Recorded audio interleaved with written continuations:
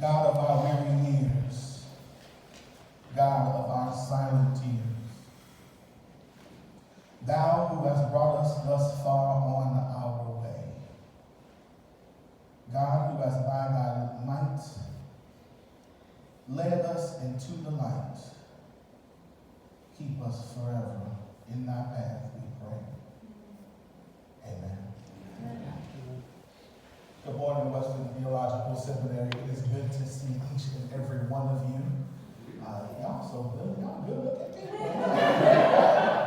God. All right, amen. I'm not going to spend, we're going to go ahead and get right into this text. Today's text for the day is Mark, the 5th chapter, the 24th through the 31st verse. This is the reading of the word of the Lord. So he went with him, and a large crowd followed him and pressed in on him. Now there was a woman who had been suffering from hemorrhages for 12 years. She had endured much under many physicians and had spent all that she had, and she was no better, but rather grew worse.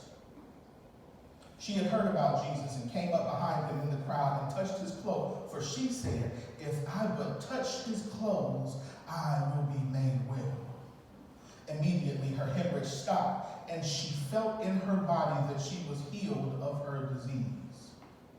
Immediately aware that power had gone forth from him, Jesus turned about in the crowd and said, "Who touched my clothes?" And his disciples said to him, "You see the crowd pressing in on you. How can you say, 'Who touched me?'" He looked all around to see who had done it. But the woman, knowing what had happened to her, came in fear and trembling, fell down before him and told him the whole truth. He said to her, "Daughter, your faith has made you well.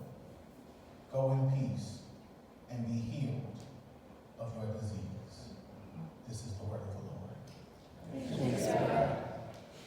Normally, when we read this text, we focus our attention, rightfully so, on the woman with the issue of blood. I mean, for 12 years, this woman has walked around suffering pain and been looked down upon. If people in her community even knew her name, it was probably quickly followed by what was wrong with her. Her sickness is what made her stand out. This woman's existence was pretty lonely. When she walked into a room, everyone moved away and started to whispering, that's the woman with the issue. Stay away from her. When she walked down the street, folks ran to the other side of the street and made sure that they didn't make eye contact with her. I promise you, no one wanted to sit next to her in church, and if she was on a dating app, I'm sure every time they just swiped left. I know y'all don't use dating apps. You get the point. Stay with me. Her issue not only defined her, but it relegated her to an experience where most people didn't really care anything about her. But today, we're not going to worry about all the way about her. But this text does make me ask a couple of questions about her. As she's making her way through the crowd, as she is crawling and ducking and dodging this crowd of people trying to make her way to Jesus, why didn't anyone notice her then?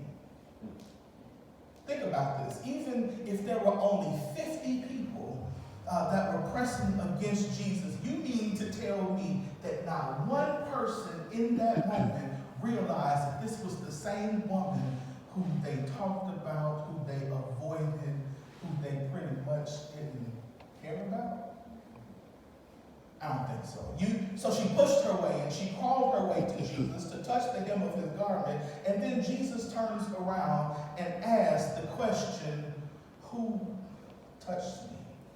And then this same crowd looks around and no one still identifies that this woman is present.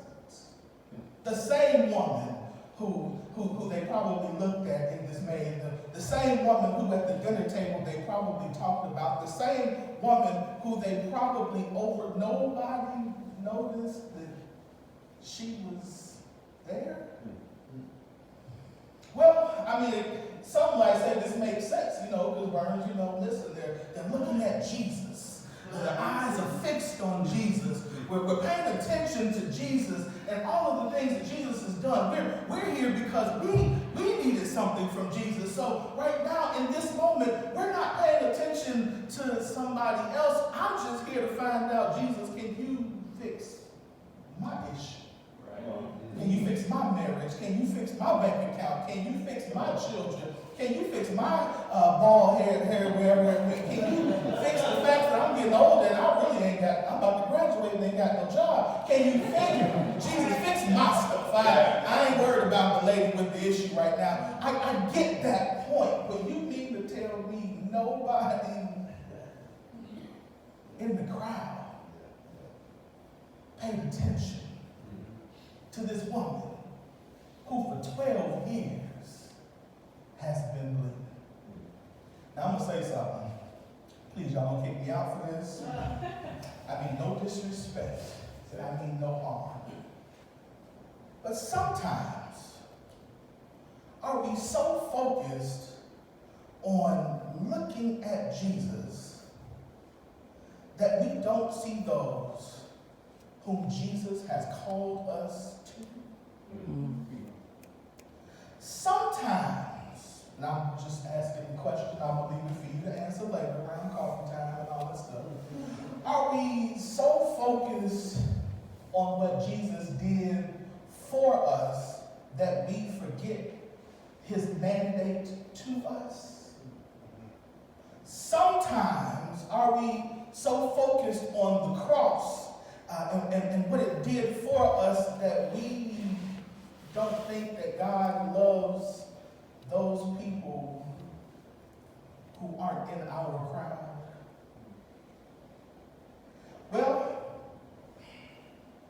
let me show y'all something else that really messed me up. Sometimes are we so focused on Jesus, I read this yesterday, that it's easier to look at the cross than to look past the cross.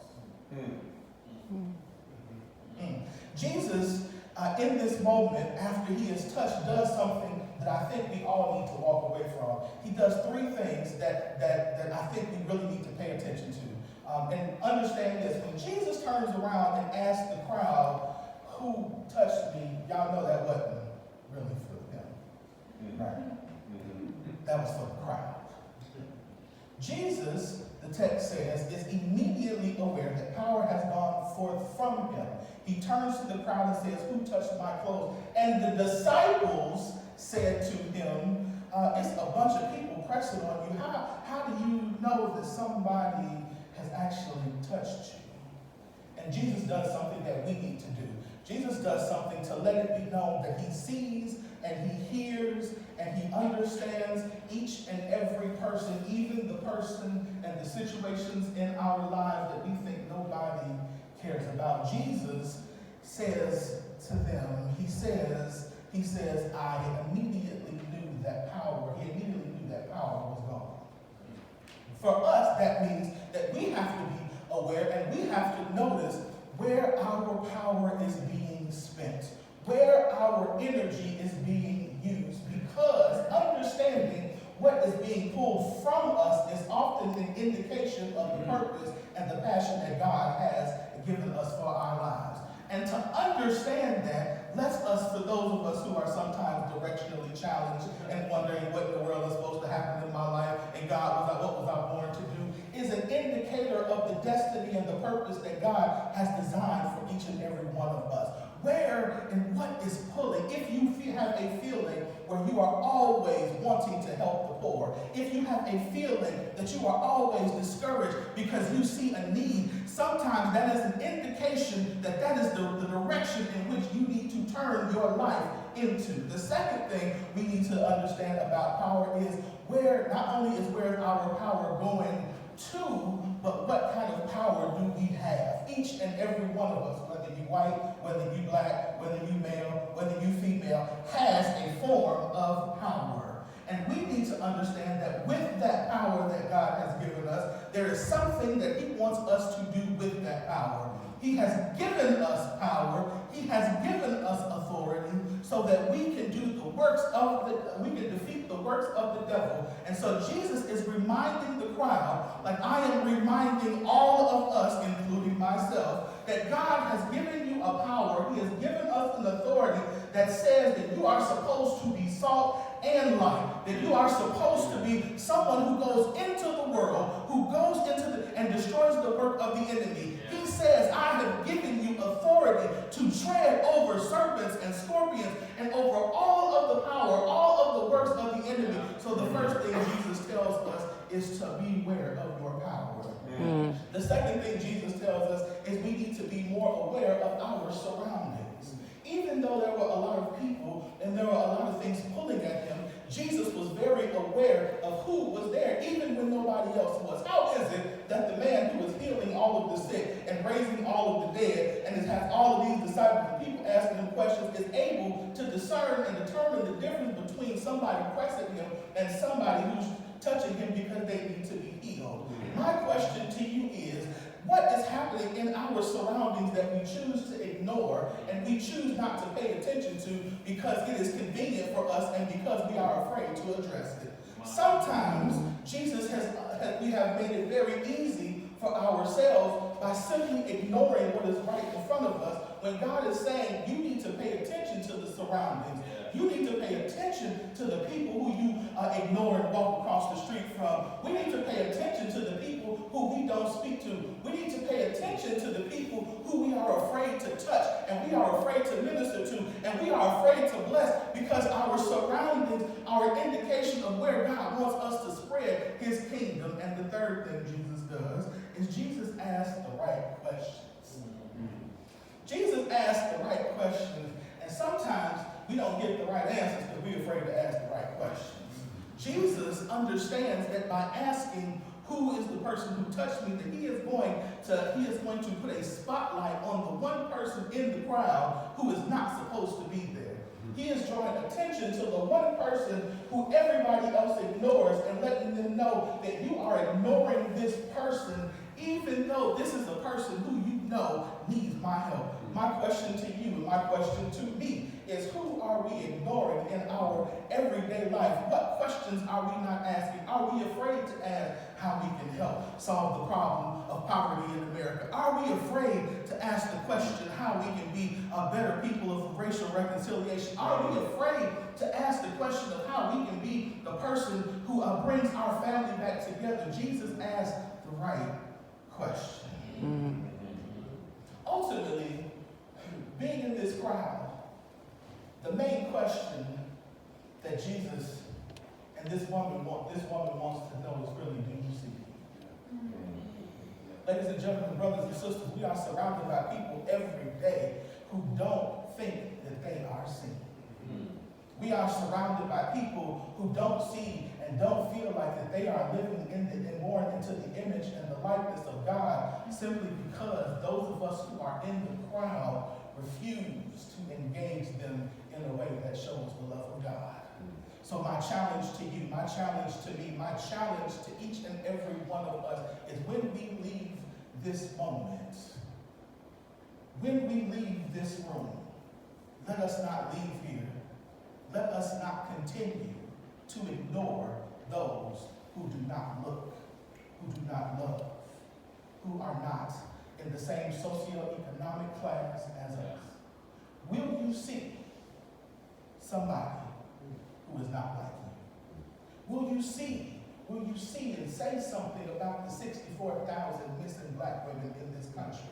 Will you see or say something about the faith, about the sisters who are still fighting just to be be able to stand up behind the pulpit and declare what God has given them? Will you see the person next to you who is on the verge of giving up and feels depressed and is ready to throw in the crowd? Will you see the 70 cents on the dollar that women make, 70 cents on the dollar that women make in accordance to men? Will you see all of the injustice, every homeless person who walks past us, who we pretend like, will you see them and will we do something about it? If the words of the song are true, that we need them to survive. My question to you is, will we go and get them? Or will we continue to be who we are? Let me tell y'all this story real quick. So my mother goes to a church, and a couple of weeks ago she says to me, you keep my Rachel. My mother goes to a church, and about a month or so ago, last year my stepfather passed. And so my mother goes to this church, and they did an altar call. And so they all surround around the altar, and a person walks up to her and simply puts his hand on her shoulder. Now mind you, my mother been going to church for 4 years. Let me throw that in there. And so she says to me, I broke down crying immediately. And I said, Mom, what you crying for? First of all, my mom's a crier. I'm a crier, so to hear my mom cry, yeah, whatever. But in this particular instance, he was like, Mom, what you crying for? And she said, son, I realized that as long as I've been in that church, that is the first time someone has ever touched me. And she said, and for the first time, I felt like somebody saw me. Can you imagine what it is like to walk around in a world where you don't ever feel safe?